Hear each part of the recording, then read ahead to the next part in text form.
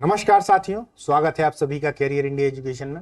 आज हम चर्चा करने वाले हैं महत्वपूर्ण टॉपिक उत्तर वैदिक काल।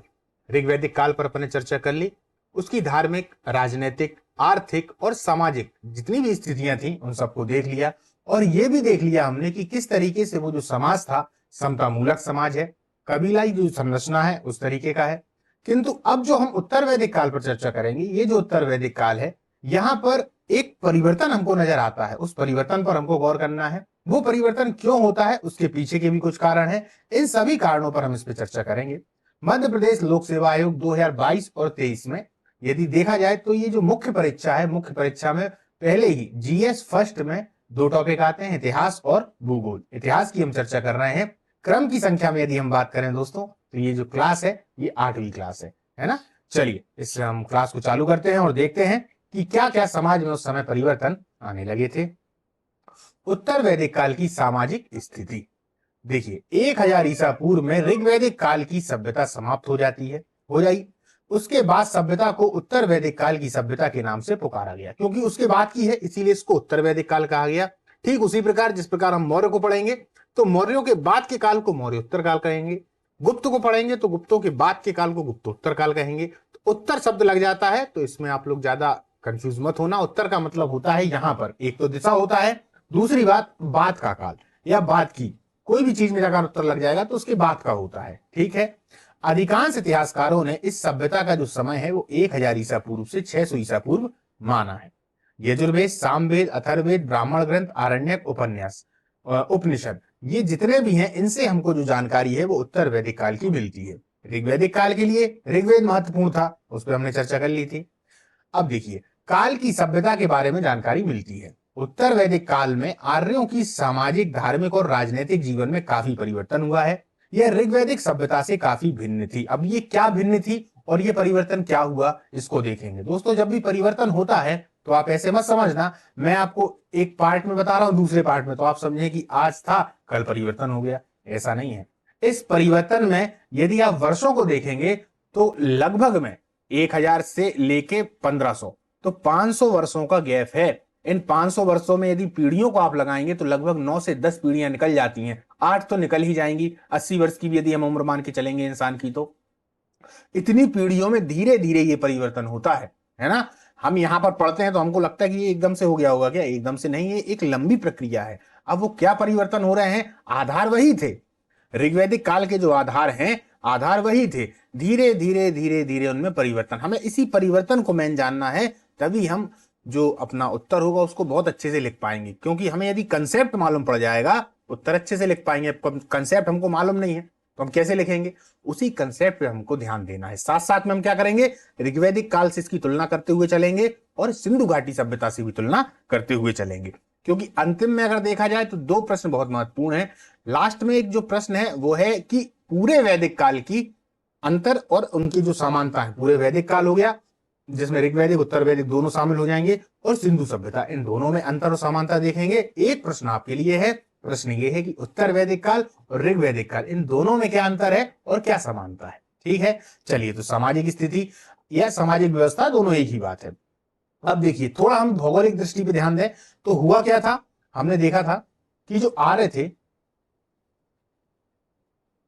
मान लीजिए भारत का नक्शा है, आर्य पहले यहां पर थे सप्त सैंधव प्रदेश में। अब थोड़ा और आगे बढ़ने लगे तो यहां से निकल के आई थी गंगा जी और यमुना, है ना। तो ये वाला जो क्षेत्र था, अब आर्यों का जो केंद्रीकरण है या उनका सकेंद्रण है, मतलब कि अब वो कहां पर स्थित है, यहां पर स्थित है और यहां से धीरे धीरे आगे की ओर बढ़ रहे हैं। पहले सप्त सैंधव प्रदेश था। अब यदि ये देखा जाए तो अब इनका जो मुख्य क्षेत्र है या जहां मुख्य इनका केंद्र है वो कहां पर है, गंगा यमुना का दोआब। कहां है, गंगा यमुना का दोआब। नीचे से चंबल नदी आ जाती है, वो यहां पर आके मिल जाती है ना। गंगा थोड़ी दूर और जाके यहां पर फिर मिलती है। इस तरीके से ये यमुना में मिल जाती है। ये वाला जो क्षेत्र है, ये वाला क्षेत्र इनका केंद्रीकरण हो गया। अब यहां से इनकी पूरी जो भी स्थिति होगी वो होगी। और इनकी यदि हम पूर्व की सीमा देखते हैं तो यहां पर गंडक नदी है, गंडक नदी आ जाती है। ऋग्वैदिक काल में अगर हम पूर्वी सीमा की हम बात करते हैं तो कौन सी थी, तो वो गंगा नदी थी, क्योंकि गंगा का एक बार उल्लेख है और यमुना का 3 बार उल्लेख। यहां से हम समझ जाते हैं कि पूर्वी सीमा जो ऋग्वैदिक काल के आर्यों की है वो थी गंगा। और अब क्या हो जाती है, अब हो जाती है, क्या हो जाती है, गंडक नदी। अब इन दोनों बातों को देख लिया तो ये तो हमने भौगोलिक दृष्टि से देख लिया, क्या साहित्यिक दृष्टि से भी है? बिल्कुल है। एक कथा आती है विदेह माधव की। ये विदेह माधव जो है वो एक आग का गोला होता है जो कि ज्ञान से भरा हुआ है। वो यहां से सप्त सैंधव प्रदेश से ऐसा ऐसा जाता हुआ, मतलब एक ये कथा टाइप है, कहानी टाइप है, यहाँ जाके गंडक नदी में समा जाता है। फिर यहाँ आर्यों की पूर्वी और अंतिम सीमा बन जाती है। तो अब वो लोग कहां से कहां तक हैं? पहले वो लोग कहां थे? तो ऊपर तो अगर देख लिया जाए तो हिमालय है, नीचे यदि देख लिया जाए तो बिंद की जो श्रेणियां है वहां तक पहुंच गए हैं, और यहाँ पूर्व में यदि देख लिया जाए तो पूर्व में क्या हो जाता है? गंडक नदी। इसको याद रखिएगा, इसको मैं पहले बता चुका हूं, पार्ट 2 को देखेंगे तो भौगोलिक स्थिति बहुत अच्छे से आपको समझ में आ जाएगी। चलिए, सामाजिक व्यवस्था में किस किस को पढ़ना है? परिवार को देखेंगे। स्त्रियों की दशा बहुत ही ज्यादा महत्वपूर्ण। क्या हो गया स्त्रियों की दशा? जो अलग टाइप की हो गई। अलग टाइप से मेरा मतलब है पतित होने की शुरुआत हो गई, एकदम से पतित नहीं हुई है, अब शुरुआत हो रही है। विवाह कैसे हो गए? भोजन हो गया, वेशभूषा हो गई, मनोरंजन के साधन हो गए, वर्ण व्यवस्था हो गई, आश्रम व्यवस्था हो गई। आप कहेंगे सर वर्ण व्यवस्था तो हमने ऋग्वैदिक काल में पढ़ी थी। बिल्कुल पढ़ी थी, वहां वर्ण व्यवस्था का स्वरूप अलग था, यहाँ वर्ण व्यवस्था का स्वरूप अलग है। इन दोनों में अंतर है, क्वेश्चन आता है दोस्तों, ठीक है, विशेष ध्यान देना है इस पर। चलिए हम देखते हैं परिवार। परिवार में क्या होता है? अब एक बात को और समझ लें कि जब भी हम सामाजिक व्यवस्था की बात करेंगे तो आपको ये पॉइंट मालूम होना चाहिए मुख्यतः उत्तर लेखन के लिए कि हम उसमें लिखेंगे क्या क्या। अगर मैं एक एक स्थिति को बताता तो ऐसे तो बहुत ज्यादा हो जाती, इसीलिए 4 भागों में हम डिवाइड करके चलेंगे पूरे के पूरे इतिहास को। सामाजिक, आर्थिक, राजनीतिक, सामाजिक, मतलब सामाजिक हो गई, राजनीतिक हो गई, और आर्थिक हो गई, राजनीतिक हो गई। इन जो 4 स्थितियां हैं, इन्हीं स्थितियों को हम पूरे इतिहास में लेकर चलने वाले हैं, ठीक है। इन्हीं के अंदर बाकी स्थितियां आ जाती हैं। तो परिवार समाज से संबंधित है, स्त्रियों की दशा सामाजिक है, विवाह है, भोजन, वेशभूषा, मनोरंजन के साधन, वर्ण व्यवस्था और आश्रम व्यवस्था।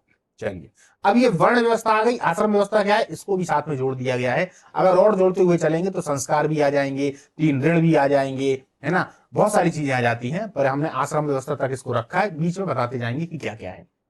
अब देखिए परिवार, उत्तर वैदिक काल में भी संयुक्त परिवार की प्रथा प्रचलित थी, ऋग्वैदिक काल में भी थी। संयुक्त परिवार था, माता पिता, भाई बहन, पुत्र पुत्री आदि रहते थे। परिवार का मुखिया प्रायः पिता ही होता था, यानी पितृसत्तात्मक है, उसका परिवार पर पूर्ण नियंत्रण रहता था। परिवार के सभी सदस्य मुखिया की आज्ञा का पालन करते थे। पिता की संपत्ति पर सब पुत्रों का अधिकार रहता था। बहु विवाह के कारण परिवार में कभी कभार परस्पर झगड़े भी हो जाया करते थे। अब देखना यहां से, यहीं से आपको समझ में आएगा, बिल्कुल धीरे धीरे समझेंगे। बहु विवाह के कारण परिवार में झगड़े होते थे। वहां पर हमने देखा कि बहु विवाह कर तो रहे हैं, हर कोई नहीं कर रहा, राजा लोग करेंगे, धनाढ्य लोग करेंगे, पर यहां पर यदि देखा जाए तो बहु विवाह हो रहे हैं, दूसरी बात झगड़े भी हो रहे हैं, यानी कहीं ना कहीं कुछ थोड़ा सा आने की संभावना है। क्या परिवर्तन? कैसा परिवर्तन? ऋग्वैदिक काल से यदि स्थितियों को देखेंगे तो थोड़ा सा एक हम उसको नीचे कह सकते हैं, नीचे की स्थिति, जिसको हम समाज में ज्यादा अच्छा नहीं मानते, इस तरीके से, है ना। अब आगे देखिए, स्त्रियों की दशा बहुत इंपॉर्टेंट है दोस्तों, प्रश्न आता है, जो जो पॉइंट बताऊंगा उन्हीं को आधार बनाकर लिखिएगा, गजब नंबर मिलेंगे। उत्तर वैदिक काल में स्त्रियों की स्थिति में कुछ गिरावट आ गई, पूरी नहीं आई है, कुछ आई है। अब परिवार में कन्या का जन्म बुरा माना जाने लगा।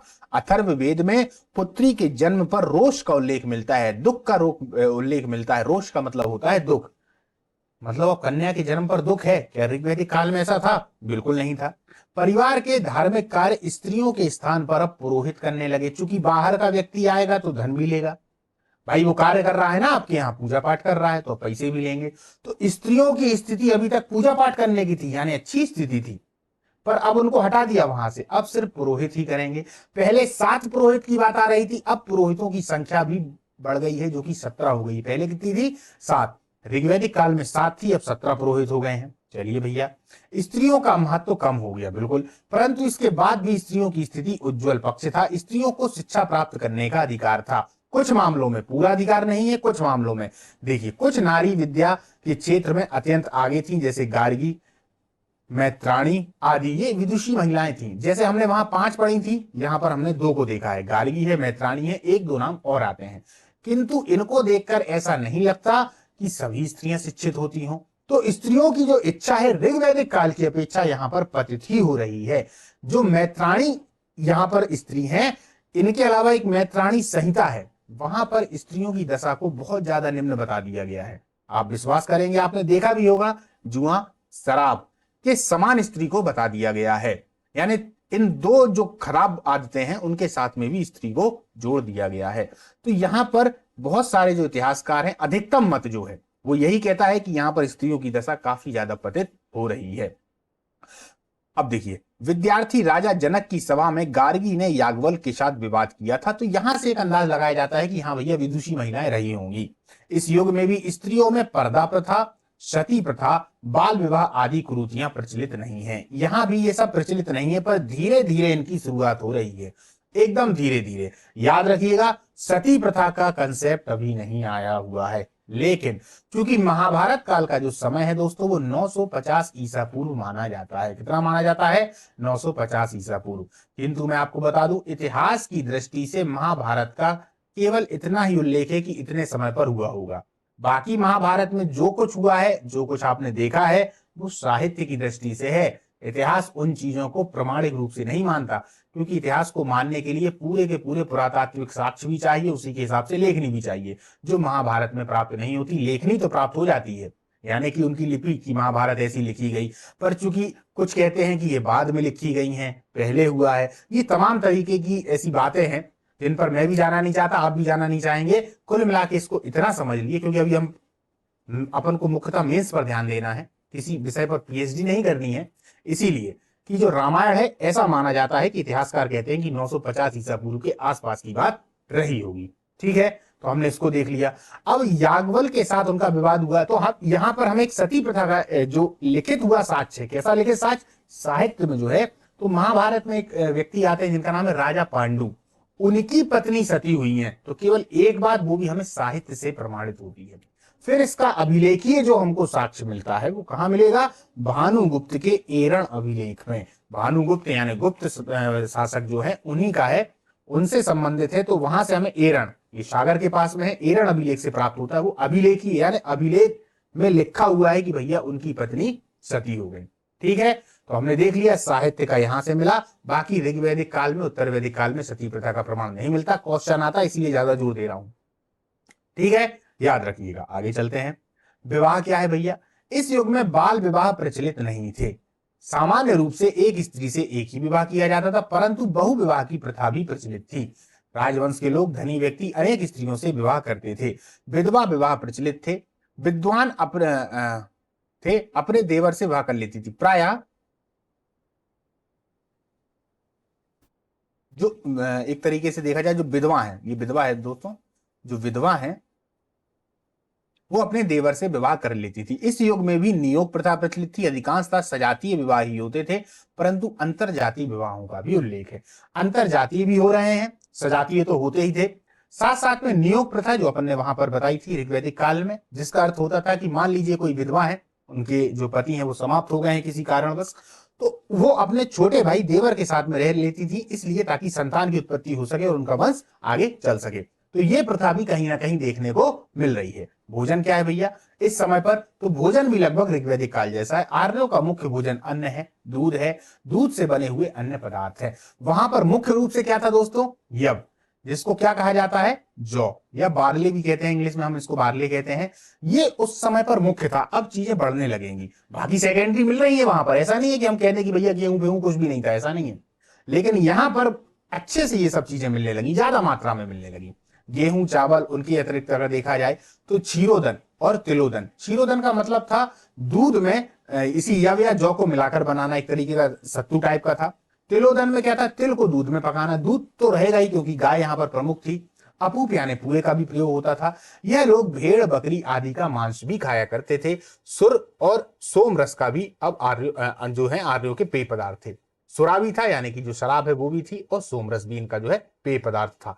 तो जो स्थिति वहां थी वही स्थिति इनकी भोजन में यहां भी है। तो दोनों में कोई भी समस्या नहीं है, आप एक जैसा इसमें लिख सकते हैं, है ना। वेशभूषा देख ली जाए। इस युग में आर्य सूती, ऊनी तथा रेशमी वस्त्रों का प्रयोग करते हैं, ठीक उसी तरीके से जैसे वहां कर रहे थे। ये लोग रंग बिरंगे वस्त्र पहनने के शौकीन थे। अब सिले हुए कपड़े अधिक पसंद किए जाते थे, यानी कि कपड़ों में जो सिलाईपन है वो ज्यादा आ गया है। पहले सिले कपड़े नहीं थे, धीरे धीरे विकास होगा तो आएगा ना। इस युग में भी वास, अधिवास, नीबी, इन तीनों वस्त्रों का प्रयोग किया जाता था। इसके अलावा पगड़ी, उत्तरीय, कंबल, शॉल आदि अन्य वस्त्रों का प्रयोग किया जाता था। स्त्री और पुरुष दोनों ही आभूषण पहनने के शौकीन थे। अब चांदी के आभूषणों का प्रयोग बढ़ गया है, ज्यादा मात्रा में धातुएं मिल रही हैं, इसलिए चांदी के आभूषणों का प्रयोग बढ़ गया है। दूसरी बात, इनके पास में देखा जाए तो कृषि भी अतिरिक्त होने लगी है। पहले इनके जीवन में स्थायित्व नहीं था, पर अब स्थायित्व की शुरुआत हो रही है, यानी कि एक जगह पर रुकना। पहले रुकते नहीं थे, एक जगह से दूसरी जगह जाते थे। चूंकि कृषि अब बढ़ने लगी है, कारण उसका बहुत महत्वपूर्ण है, यहां बता देता हूं। अब लोहे की खोज हो गई है। हमको कैसे पता पड़ा कि लोहे की खोज हो गई दोस्तों? लोहे के एविडेंस मिल रहे हैं अतरंजी खेड़ा, वर्तमान में उत्तर प्रदेश के एटा जिले में है। यहां से हमको जो लोहे मिले हैं, लोहे के जो हथियार हैं या लोहे के जो अन्य सामान मिले हैं, उनका जो कार्बन C14 पद्धति से उन्होंने देखा तो उन्होंने आयु ज्ञात की। उन्होंने देखा कि इसकी जो आयु है ये तो उत्तर वैदिक काल से मैच खा रही है। तो उन्होंने फिर वहां से एक निष्कर्ष निकाला कि यहां पर उत्तर वैदिक काल में जो राजा हैं, जो यहाँ के लोग हैं, या राजा की शक्ति में जो वृद्धि है, इनका स्थायित्व है, उन सब के पीछे का जो कारण है वो लोहा ही है। क्योंकि लोहा जब आ जाएगा, लोहा चूंकि आया, लोहे की खदान मिल गई, मगध के पास में लोहे की खदान मिली, तो इस लोहे से हुआ क्या? इस लोहे से कृषि के उपकरण बनने लगे। अभी तक मान लीजिए वो जो हल था वो लकड़ी का बनाते रहे होंगे, तो लकड़ी के हल उतने काम में नहीं आएंगे जितना लोहा आएगा। लोहा मजबूत होता है। तांबे का प्रयोग हथियारों में उतना नहीं हो सकता जितना लोहे में होगा, चूंकि आर्य एक युद्ध प्रिय जाति है। तो लोहे की वजह से इनमें क्रांति आ गई। और जब लोहा ज्यादा मात्रा में आने लगा, कृषि ज्यादा मात्रा में होने लगी, कृषि में उपज भी ज्यादा बढ़ने लगी, इसी कारण से इनमें स्थायित्व आने लगा। संपत्ति इन्होंने अपने पास में कैप्चर करना चालू कर दी। और जो छोटे छोटे कबीले थे, वो कबीले आपस में मिलने लगे और जन का रूप लेने लगे। अभी जनपद नहीं बने हैं, यहां पर कबीले जन के रूप में आ रहे हैं। जो कबीले हमने देखे जिसको जन कहा गया, तो यही जन आपस में धीरे धीरे आपस में आने लगे। आगे चलकर ये जनपद भी बन जाएंगे। ठीक है, रुक रहे हैं। पशुपालन जो इनके में प्रमुख था, अब इनमें कृषि प्रमुख हो गई। पहले पशुपालन प्रमुख था। ऋग्वैदिक काल में हमने क्या देखा था कि पशुपालन है। क्या है? पशुपालन है। अब क्या हो गया? अब अगर देखा जाए तो पशुपालन की जगह किसने ले ली? कृषि ने ले ली। मुख्य जीविका का जो आधार है वो तो अगर देखा जाए तो कृषि ही है। भाई खाएंगे क्या? खाएंगे तो अनाज ही, तो वो तो कृषि ही है। पर पशुपालन उनका प्रमुख था, यहां पर अब कृषि प्रमुख हो जाती है। इनमें भी याद रखना। ठीक है, ये सब प्री के लिए क्वेश्चन है दोस्तों, आते हैं। हाँ, अब मनोरंजन देख लें। मनोरंजन के साधन भी अगर देखे जाएं तो ऋग्वैदिक काल के जैसे ही है। यहां पर हमको ये समझ लेना है कि मनोरंजन के साधनों में सिंधु घाटी सभ्यता से तुलना करने के लिए आएगी तो सिंधु घाटी सभ्यता के जो लोग हैं वो सरल हैं, सीधे हैं। हथियारों का प्रयोग वो लोग कम कर रहे हैं, तो वहां पर उनके मनोरंजन के साधन भी उस टाइप के हो जाते हैं। अब यहाँ पर क्या है, जैसे रथ दौड़ है, घुड़दौड़ है, आखेट यानी शिकार करना है, आदि आर्यों के मनोरंजन के प्रमुख साधन थे। उन्हें जुआ खेलने का भी बड़ा शौक था। संगीत नृत्य भी उनके मनोरंजन के साधन थे। स्त्री और पुरुष दोनों ही संगीत और नृत्य में भाग लेते थे। मेलों और उत्सवों का भी आयोजन किया जाता था। हमें इसकी तुलना सिंधु घाटी से करनी है। ऋग्वैदिक और उत्तर वैदिक काल में मनोरंजन के साधन एक जैसे ही हैं। सिंधु घाटी सभ्यता में सीधे थे, सरल थे, तो वहां पर युद्ध, रथ दौड़ और अगर देखा जाए आखेट, इन सब चीजों का प्रयोग नहीं हो रहा है, यहां पर हो रहा है। ठीक है, बाकी वो भी संगीत में प्रिय, संगीतों में प्रिय था, नृत्य प्रिय था, यहां भी संगीत और नृत्य प्रिय है। ठीक है, चलिए। वर्ण व्यवस्था बहुत इंपॉर्टेंट। उत्तर वैदिक काल में वर्ण व्यवस्था काफी विकसित हो चुकी है। जब हम ऋग्वैदिक काल को देखते हैं तो हम देखते हैं कि वर्ण व्यवस्था जो है वो अभी धीरे धीरे शुरू हुई। द्वितीय मंडल में हमने क्या देखा या दूसरे मंडल में हमने क्या देखा? दो ही वर्ण हैं। वर्ण को रंग से लिया गया था। किससे लिया गया था? रंग से। तो आर्य हो गए, अनार्य हो गए। आर्य हो गए गोरे लोग, अनार्य हो गए काले लोग। ऐसा हमने लिया, हम और आगे बढ़ते चले गए। जब हम आगे बढ़ते चले गए तो 10वां मंडल जो कि बाद में जोड़ा गया है, ऐसा मैं नहीं कह रहा हूं, विद्वान लोग कहते हैं कि 10वां मंडल बाद की रचना है। जब उसमें वर्ण व्यवस्था अच्छे से आ जाती है, यानी आदि ब्रह्मा के मुख से ब्राह्मण ने, और अगर देखा जाए तो सीने से या छाती से किसने? क्षत्रिय लोगों ने, है ना, सॉरी, भुजाओं से क्षत्रिय लोगों ने, जांघों से वैश्य ने और पैरों से शूद्र ने जन्म लिया। ये बाद की है, यानी कि जो पुरुष सूक्त में ये सब बातें कही गई हैं वो बाद में जोड़ा गया मंडल है। तो जब बाद में जोड़ा गया तो उत्तर वैदिक काल आ चुका है। इसकी एक कल्पना धीरे धीरे आने लगी। तो क्या समाज पहले बटा नहीं रहा होगा? बटा रहा होगा, बिल्कुल। समाज को यदि देखा जाए तो बढ़ई भी हैं, लोहार भी हैं, पुजारी भी हैं, सैनिक भी हैं। इस तरीके से समाज पूरी तरीके से बटा रहा होगा। पर मोटे मोटे तौर पर ऋग्वैदिक काल के लास्ट आते तक में इस तरीके के 4 वर्ण हो गए होंगे और बाद में जो 10वां मंडल जोड़ दिया गया तो पूरे चारों जो स्थिति थी उनकी उन्होंने डिनोट कर दिया कि भैया ब्राह्मण का ये काम हो गया, सैनिक का ये काम हो गया, वैश्य का ये काम हो गया, इस तरीके से जोड़ दिया होगा। अब उसके बाद में जब उत्तर वैदिक काल आता है, चूंकि उत्तर वैदिक काल में अगर देखा जाए तो यहां पर स्थिति इसलिए परिवर्तित हो रही है कि जब हम ऋग्वैदिक काल को देखते हैं तो ऋग्वैदिक काल में हम ये देखते हैं और ये पाते हैं कि यहां पर जो व्यक्ति की जाति का निर्धारण है वो कर्म का आधार है। कर्म का मतलब जो जैसा करेगा वैसी जाति का हो जाएगा। पर उत्तर वैदिक काल में जब उत्तर वैदिक काल आ रहा है तब इसी का निर्धारण कर्म से ना होकर जन्म से होने लगा। अब जब भैया जन्म की बात आ जाती है तो समस्या यहीं से है और जातिवाद यहीं से उत्पन्न होता है। जातिवाद क्यों? क्योंकि अब सब अपनी अपनी जाति को श्रेष्ठ कहेंगे, कोई नीचा क्यों कहेगा? सब कहेंगे कि हम श्रेष्ठ हैं। भाई जिस भी जाति में होंगे तो अपने आप को श्रेष्ठ कहेंगे और काम के अनुसार उनको पहले बांट दिया गया था, लेकिन चूंकि अब यहां पर श्रेष्ठ कहने लगेंगे तो धीरे धीरे धीरे धीरे ये जातिवाद का रूप ले लेती है और जन्म के स्थान पर आ जाता है। तो इसकी सबसे महत्वपूर्ण बात है कि अब भैया शूद्रों में कोई कितना भी पढ़ा लिखा हो वो ब्राह्मण नहीं हो पाएगा और ब्राह्मण में कोई कितना भी ज्यादा अगर देखा जाए निकृष्ट हो, कुछ भी हो, वो शूद्र नहीं कहलाएगा। इस तरीके की जो बातें आ गई, इस वजह से जातिवाद ने यहां से जन्म लिया और भारत में जो आज आप जातिवाद देखते हो वो उत्तर वैदिक काल की ही घटना है, उत्तर वैदिक काल का ही आधार है। आज आप इसको अभी चरम पर आप देखेंगे, इसको जब आप मौर्य काल में आएंगे, गुप्त काल में, गुप्त उत्तर काल में, तो इसका चरम होगा। फिर जो होगा वो जो जातियां होंगी वो और ज्यादा भागों में डिवाइडेड होती चली जाएंगी, वो आप देखेंगे तब आपको समझ में आएगा। पर आधार उत्तर वैदिक काल ही है। ठीक, आप लोगों को समझ में आ गया होगा। अब हम इसको देख लेते हैं। तो ब्राह्मण का काम था अध्ययन, अध्यापन, धार्मिक अनुष्ठान आदि ब्राह्मणों के प्रमुख कर्तव्य थे। क्षत्रियों का काम है युद्ध कार्य, शासन में भाग लेना। वैश्य कृषि है, पशुपालन है, वाणिज्य है, व्यापार है, अपनी आजीविका इसी के माध्यम से चलाएंगे। अभी और बताऊंगा। सबसे महत्वपूर्ण बात कि ये जो 3 है ऊपर के, इनका होता था उपनयन संस्कार। क्यों होता था सुनिए। ब्राह्मण का तो होता ही है, क्षत्रियों का भी यदि देखा जाए तो होने लगा। उपनयन संस्कार का मुख्य उद्देश्य था कि जिसका उपनयन संस्कार हो जाएगा, यानी यज्ञोपवीत यानी जनेऊ धारण करना, उसको शिक्षा का अधिकार मिल जाएगा। तो हमने क्या देखा ऋग्वैदिक काल में कि जो शिक्षा का अधिकार है वो सभी को था, सभी शिक्षा ले रहे थे। स्त्रियां अपने घर में तो कर ही रही हैं पूजा पाठ, वो भी शिक्षा ले रही थी। तो वहां सबका उपनयन संस्कार हो रहा है एक तरीके से। पर यहां पर इन्होंने 3 जनों का उपनयन संस्कार बताया। कितने का? 3 का। वैश्यों को इसलिए जोड़ दिया गया क्योंकि ये जो ऊपर के 2 वर्ण हैं, ये 2 वर्ण यदि टैक्स लेंगे तो किससे लेंगे? इन्हीं से लेंगे, क्योंकि वैश्य का काम सबसे ज्यादा, वैश्यों पर सबसे ज्यादा भार आया। कृषि भी करो, पशुपालन भी करो, वाणिज्य भी करो, व्यापार भी करो, फिर जो कमाओ वो टैक्स के रूप में दो, ब्राह्मणों को दो, क्षत्रियों को दो। ठीक है, शूद्रों का काम बाकी 3 की सेवा करना है ही। ठीक है, अब देखिए तो ये इन तीनों का क्या होने लगा? उपनयन संस्कार यानी यज्ञोपवीत संस्कार। तो जब ये होगा तो इनको शिक्षा मिलेगी, तो ये ऑलरेडी ऊपर हो जाएंगे। जिसको शिक्षा नहीं दोगे तो समाज तो नीचे जाएगा ही उनका। ठीक है, अब शूद्र का कार्य उपयुक्त तो 3 वर्णों की सेवा करना था। शूद्रों में अनेक वर्ग उत्पन्न हो गए थे। अब ये धीरे धीरे वर्ग हो रहे हैं। अभी देखिए ये जातियां कितनी बटेंगी, जैसे चांडाल आ गए, पौलकर आ गए, निषाद आदि आ गए।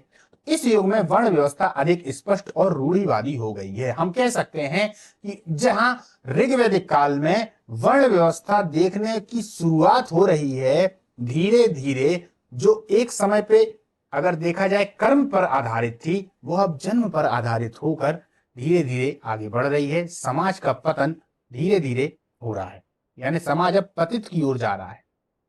और जब ये पतन ज्यादा हो जाएगा ना, तभी फिर धार्मिक सुधार आंदोलन होंगे और महावीर बुद्ध और जैन आएंगे। ठीक है, अब राजबली पांडे कहते हैं कि ऋग्वेद के वर्ण गुण कर्म पर अवलंबित थे, यानी आधारित थे। ये शब्द है अच्छा सा, इसको आप लोग अपने मस्तिष्क में रख लीजिए। जब भी लिखेंगे तो इसका प्रयोग करेंगे। अवलंबित अच्छा शब्द होता है, अच्छा मैसेज जाता है सामने वाले के सामने। परंतु इस काल में वर्ण प्राय जन्म पर अवलंबित होकर पैतृक हो गया। अब एक तरीके से जन्म पर हो गया, वहां पहले कर्म पे था, अब जन्म पर हो गया और पैतृक हो गया। पैतृक का मतलब क्या होता है? भैया पिताजी भी है वही, पुत्र भी वही है, पुत्र का पुत्र भी वही होगा, उसके पुत्र का पुत्र वही हो गया। यही वंशानुगत होता है, यही पैतृक होता है। इस युग में वर्ण भेद धीरे धीरे बढ़ता जा रहा है। ब्राह्मण और क्षत्रियों का प्रभाव बहुत ज्यादा बढ़ गया। फिर भी बहुत से विद्वानों का मानना है, ये लिखना पड़ेगा आपको, उत्तर वैदिक काल में वर्ण भेद में ना तो अधिक जटिल रूप ही धारण किया है और ना ही उसका आधार पूर्णतः जन्म को ही माना है। अनेक विद्वान जब अध्ययन करते हैं तो समझते हैं कारण इसका यही है कि हम एकदम से नहीं मान सकते ना, धीरे धीरे परिवर्तन हो रहा है। तो पूर्ण रूप से ऐसा नहीं कि उत्तर वैदिक काल में पूरी स्थितियां खराब हो गई हों, स्थितियां खराब होने की स्थिति आ रही है, ठीक है, निरंतरता जिसको हम कहेंगे।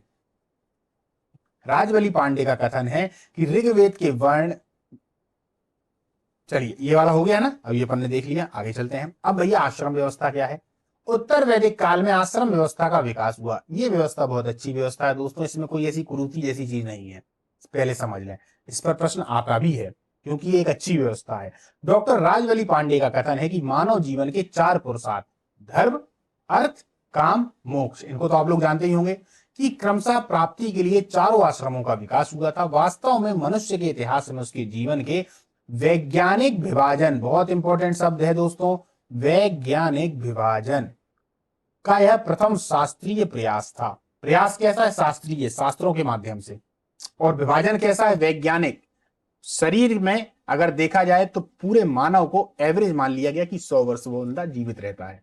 आप हम सब 100 वर्ष के आसपास जीवित रहते हैं। अगर आज देखा जाए तो 70 पार नहीं कर पाते हैं, 70-80, पर पुराना जो व्यक्ति था वो 100 के आसपास जी लेता था।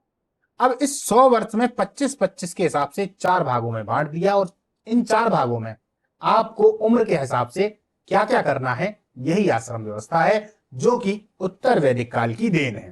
ठीक, अब देखिए, उत्तर वैदिक काल में मनुष्य के जीवन को 25-25 वर्षों के 4 भागों में बांटा गया, जो 4 आश्रम कहलाए। भैया, एक है ब्रह्मचर्य, एक है गृहस्थ, एक है वानप्रस्थ और एक है संन्यास। देखते हैं ब्रह्मचर्य आश्रम। इसमें मनुष्य अपने जीवन के प्रथम 25 वर्ष किसी गुरुकुल में रहकर विद्या प्राप्त करता था। इसको ब्रह्मचर्य आश्रम कहा गया है। शुरुआत के 25 वर्ष तक आप अपनी पढ़ाई लिखाई करिए, गुरुकुल में जाइए, और उसके बाद का जो व्यवस्था है वो है गृहस्थ आश्रम। अब ये शादी वाली है, क्या है? अब शादी कर लीजिए। इसमें मनुष्य 50 वर्ष की अवस्था तक सांसारिक जीवन का उपभोग करता है और अपने जो भी उसके काम होंगे वो काम करेगा। तीसरा देखिए, वानप्रस्थ आश्रम। इस आश्रम में मनुष्य 75 वर्ष की अवस्था तक रहता है, यानी 50 से 75 वर्ष। इसमें मनुष्य अपने गृहस्थी का भार अपने पुत्रों को सौंपकर, जो भी उस पर भार है अपने पुत्रों को दे देगा, भैया ले लो, और सांसारिक जीवन से विरक्त होकर त्याग और तपस्या का जीवन व्यतीत करने लगता है। वनों में, जंगलों में या पर्वत पर, ऐसी जगह पर चला जाएगा वो। ठीक है, अब देखिए संन्यास आश्रम। इस आश्रम में मनुष्य 75 से 100 वर्ष के बीच में, इसमें अधिक अवस्था तक रहता है। इस आश्रम में मनुष्य या 100 तक या 100 से अधिक मनुष्य संसार के समस्त बंधनों का परित्याग कर देगा, उसको कोई मतलब नहीं, ब्रह्म चिंतन में लीन होकर मुक्ति के लिए प्रयास करता है। ठीक है, तीसरे वाले में आप एक लाइन और जोड़ सकते हैं कि तीसरे वाले का जो मुख्य काम है, वो जो 2 हैं पुराने वाले, इनको समझाना कि हमने क्या क्या गलतियां की हैं और क्या गलतियां नहीं करना चाहिए, यानी ब्रह्मचर्य आश्रम में और गृहस्थ आश्रम में, इनको बताना, ताकि इन लोगों का जीवन भी सही हो सके। तो ये वानप्रस्थ आश्रम का मुख्य उद्देश्य था, और सन्यास में कोई से मिलना मिलना नहीं है। अब तो हो गया भैया, अब सीधा जाएंगे ऊपर। ठीक, चलिए, उत्तर वैदिक काल की आर्थिक स्थिति फिर मैं बता दूं। आर्थिक स्थिति मजबूत होने लगी है।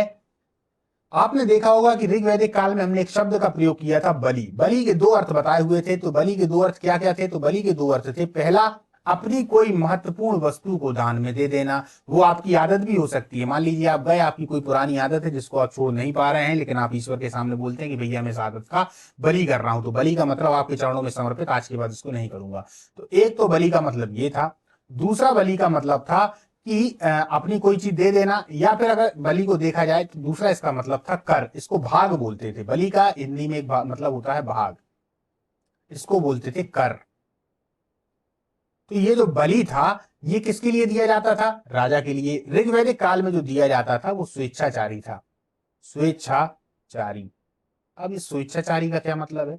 मतलब इच्छा से, जरूरी नहीं है। आप पे है तो भैया दे दो राजा को, मदद कर दो राजा की, नहीं है तो आपसे लिया नहीं जाएगा कि नहीं भैया दो। पर अब यही बलि पूरा रूप से कर बन जाता है, और क्या हो जाता है? आवश्यक, अनिवार्य। अब अनिवार्य है, कब अनिवार्य है? उत्तर वैदिक काल में, कि देना पड़ेगा। कारण है उसका, क्यों देना पड़ेगा? क्योंकि स्थायित्व आ रहा है, लोहे की खोज हो गई है, कृषि बहुत मात्रा में हो रही है, अधिक अन्न उपजाऊ की बातें आ रही हैं। जब आप देखेंगे ब्राह्मण ग्रंथों में, ऐत्रेय ब्राह्मण हो गए, दूसरे ब्राह्मण ग्रंथ हो गए, इन ग्रंथों में आ रहा है खूब आप कृषि मतलब अन्न को उपजाओ। अब पहले कैसे था? एक ही हल चल रहा था, 2 बैल लगे हुए थे। अब यहां पर अगर देखा जाए तो कहीं कहीं 8 बैल भी चल रहे हैं, 12 बैल भी चल रहे हैं, 24 बैल भी चल रहे हैं, है ना? तो अब जब ज्यादा आएगा तो ज्यादा आएगा तो भैया अब राजा भी है वहां, राजा को अपनी शक्ति भी बढ़ानी है, तो राजा की यदि शक्ति बढ़ रही है तो आधार क्या है? धन। अब धन यहां पर क्या है? तो जितना भी अनाज उत्पन्न हो रहा है इसका एक भाग राजा को अनिवार्य रूप से देना पड़ेगा। तो दो आते हैं दोस्तों, दोनों को ध्यान दे लीजिएगा, 1/6 और 1/16। तो यदि 1/16 आपके उसमें आ रहा है तो इसको अधिकांश उत्तर में सही माना जाता है, और यदि 1/16 ऑप्शन में नहीं है तब आप 1/6 को लगाएंगे। तो ये दोनों स्थितियां आती हैं, इतना राजा को देना पड़ता था टैक्स के रूप में। क्लियर? आप इतना तो समझ ही गए कि बलि पहले क्या था और अब बलि क्या है। ठीक है, उत्तर वैदिक काल में हम इसमें पढ़ेंगे कृषि को, पशुपालन को, उद्योग धंधे को, व्यापार वाणिज्य को। लोहे को हम बार बार बताएंगे क्योंकि लोहे की वजह से ही आर्थिक प्रगति हो रही है। ठीक है, उत्तर वैदिक काल में भी आर्यों का जीवन निर्वाह करने का मुख्य साधन कृषि था। कृषि हल बैल से होती थी। ऐसे हलों का उल्लेख मिलता है जिनमें 6 से लेकर 12 बैल तक जुड़ जाते थे। इस युग में गेहूं, जौ, चावल आदि की खेती की जाती थी। वर्ष में अब 2 फसलें हो रही हैं। नहरों के पानी का उपयोग किया जाता है। नहरों के लिए एक शब्द का प्रयोग यहां हुआ है, अच्छे से याद कर लेना, आता है वो शब्द, नाम है कुल्या। कुल्या। इसके अलावा कुछ शब्द और आते हैं दोस्तों। कुछ शब्दों में यदि देखा जाए तो शब्द आता है व्रीहि। व्रीहि, इनको लिख लेना आप लोग, व्रीहि या तंदुल। ये चावल के लिए प्रयोग हुआ है। किसके लिए? चावल के लिए प्रयोग हुआ है। इसके अलावा देखा जाए गोधुम। गोधुम ये किसके लिए हुआ है? ये गेहूं के लिए हुआ है। एक शब्द आता है हिरण्य। ये सोने के लिए प्रयोग हुआ है, सोना यानी गोल्ड। हालांकि सोने का पर्यायवाची हिंदी में आप लोगों ने पढ़ रखा होगा तो आप लोग लगा देंगे, हिरण्य हो गया। एक आता है रुक्म। ये चांदी के लिए प्रयोग होता था। ठीक है, किसान के लिए यदि देखा जाए, हल के लिए एक शब्द आता था जिसको हम लांगल कहते थे, लांगल।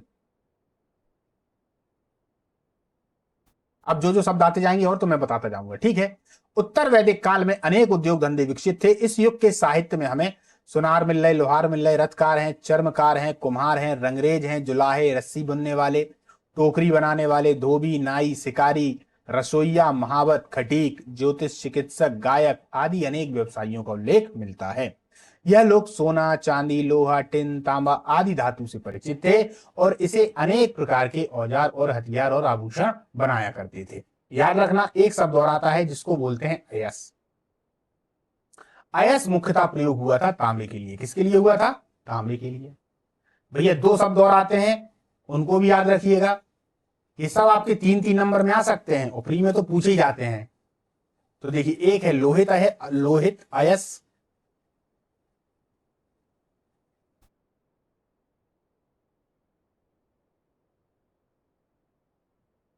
ये जो लोहित अयस है ये भी तांबे के लिए कहा जाता है। तो या तो अयस आ जाए या लोहित अयस आ जाए, तो ये दोनों तांबे के लिए किया जाता है। ठीक है, चलिए, और एक और याद रख लीजिए अच्छे से, जिसको हम बोलते हैं कृष्ण अयस। कृष्ण अयस या श्याम अयस। श्याम अयस, ये दोनों ही शब्द लोहे के लिए प्रयोग किए गए हैं। इसके लिए, लोहे के लिए।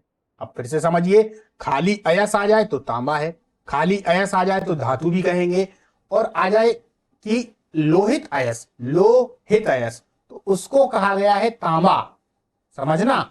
और लोहे के लिए कहा गया है कृष्ण अयस, श्याम अयस। इसमें कंफ्यूज होते हैं और आता है प्रश्न, याद रखिए 1 नंबर का प्रश्न आएगा। चलिए, स्वर्णकार सोना चांदी के सुंदर आभूषण बनाते थे।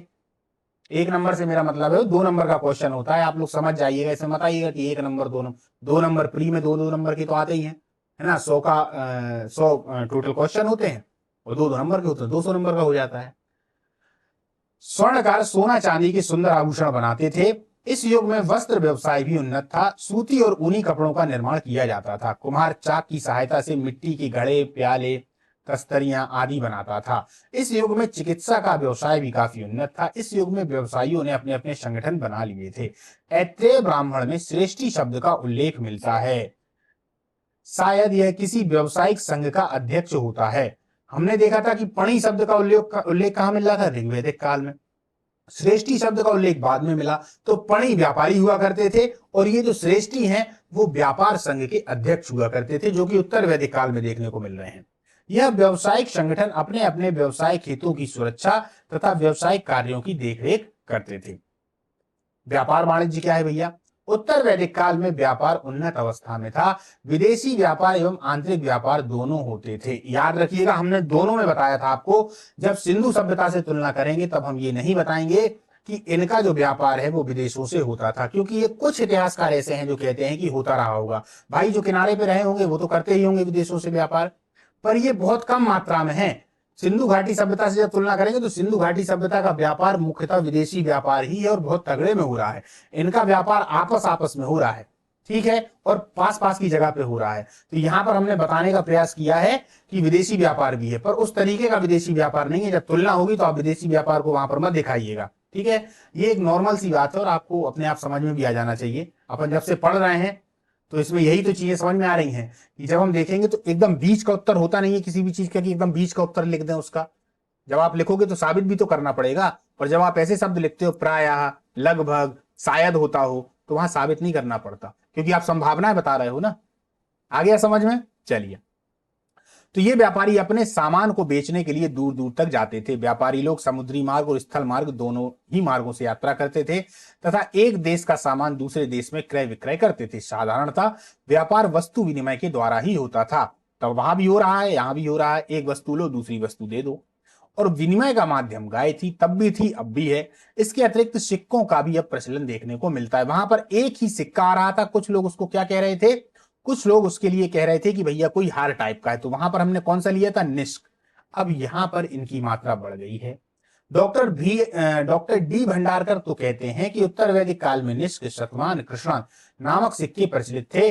ज्ञात हो कि ऋग्वैदिक काल में सिर्फ सिक्कों में यदि देखा जाए तो निष्क का नाम आता है और बहुत थोड़ी बहुत हमको जानकारी मिलती है। तो यहाँ क्या क्या आ गया, निष्क आ गया भैया, शतमान आ गया, कृष्णाल आ गया।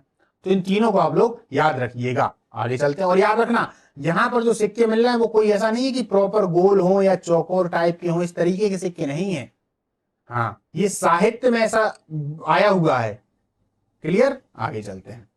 उत्तर वैदिक काल की धार्मिक स्थिति, भैया देव मंडल पे ध्यान देंगे, यज्ञ और कर्मकांड पर ध्यान देंगे, मंत्र प्रधान उपासना, ये बहुत इंपॉर्टेंट है।